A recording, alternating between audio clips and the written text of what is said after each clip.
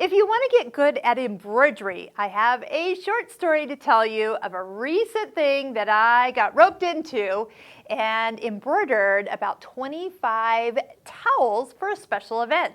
Hi, I'm Sarah from sewingmastery.com, where we do video tutorials on sewing machines, embroidery machines, and sergers, plus online courses to help you master your machine fully. So usually I don't volunteer my embroidery skills, but due to a recent activity that I got involved in, which was sailing school for young kids and adults who wanted to learn how to sail Hobies, we decided to come up with something to give them at the end of their camp. And so we found on Amazon these amazing Turkish towels, which actually I love because they dry so quick, number one. We'll put links below. Check them out. They're actually super cheap and yet so nice. Everybody loved this. At the end of the day, I saw pictures of the kiddos wrapped up in them on their way home from camp. They actually called them more of a blanket, but it was so lightweight, it was just the right weight. So why am I so excited to tell you about this project? Number one, I invited a friend to come help me because we had a very short window to do all this embroidering in, like one day. We did get them all done in time, but her thoughts that she shared with me was, number one, if you want to learn how to do embroidery really, really well, you need to pick a project that you, number one, do over and over and over. So I'm not saying that you need to go out and seek out embroidery jobs, but you never know when your embroidery skills might be just what a local event or business might need just for a little extra special touch. An embroidery machine is a perfect way to do it. As you can see, we weren't going for the exact location on every towel. Number one, we were just trying to get them all done. We hooped each towel with 2 layers of Ultra Clean and Tear stabilizer from OESD, and we'll again put links below if you are finding yourself not having the right stabilizers always on hand for a project like this. Some water-soluble stabilizer on top, just because the towels were just, they're not with a high pile, but they were very loosely woven, and it helped keep all the stitching on top. So highly recommend that.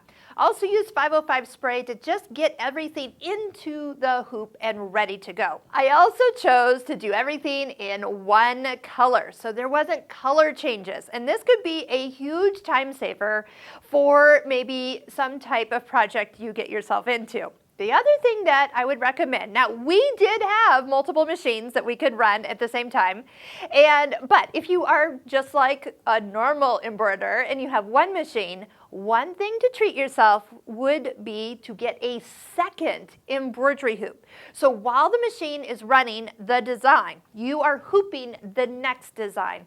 That's something commercial embroiderers always do, is they always have multiple hoops. So operators can help hoop, hoop, hoop, and then as soon as that machine ends, that design finishes, the first thing you do is to get that hoop off and get the next hoop started.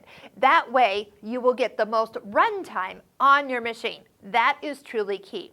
But back to this repetition. The more you do things, the easier it gets. It also is going to allow you to remember for future the skills that you've mastered because of this project, that you will remember them quicker. So if you find yourself always having to kind of start over and open your manual or pull up one of our videos of like how to get started, the more you do of something over and over, the easier it gets. That is one reason why people do love our Embroidery Essentials online course. This is something that it allows you to do something to master your machine. It's not about the quilt, remember, it's about doing different techniques. Every time you do a technique, number one, they're nice and small. You start with the same beginning, but each one has a different ending. So you're learning all types of embroidery techniques and also how to move around your machine a lot quicker than pulling up the manual and looking at it and trying to figure out where it is. The more you do it, the easier it gets. Don't be afraid to learn from your mistakes. So if you were to be embroidering a whole set of towels, they come in packs of 6 or 12, or like we did, we ordered 20 and then ordered 5 more.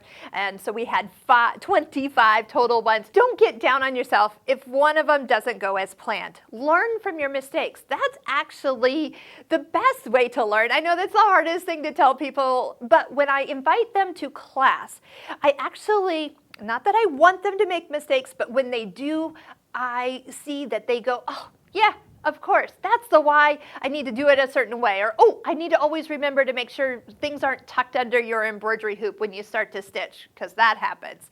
You really just need to keep doing it over and over. I know a lot of you take classes, you do a project in class, and you get home and you think you're going to do that again, and we don't. And so once again, try to set time aside to say make 3 more of these before the weekend. That way you give yourself a goal. Now, my goal was to get this done in 1 day. We did 25 towels on, I think we had 4 or 5 machines running in about 3.5 hours. Like I said, double hoops for every machine. We had everything lined up, ready to go.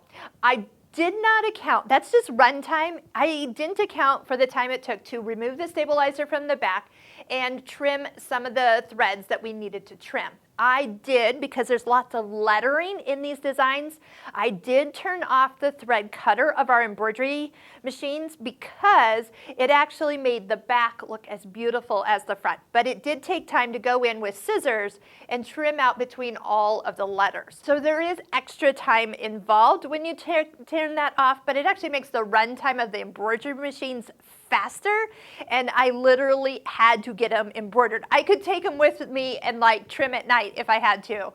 So like I said, about 3.5 hours it took for our designs to actually stitch out, and the kids loved them. My daughter, who has taken sailing school now for 3 years, this is hers. I said, I'll make you your own if you want. She goes, no, I want one of the original ones. So this is why I'm holding one, is because it's hers. I'm going to brag on my daughter a little bit. Speaking of practicing, she learned how to do a flying bowline, which I'll put the video at the end so you can check it out.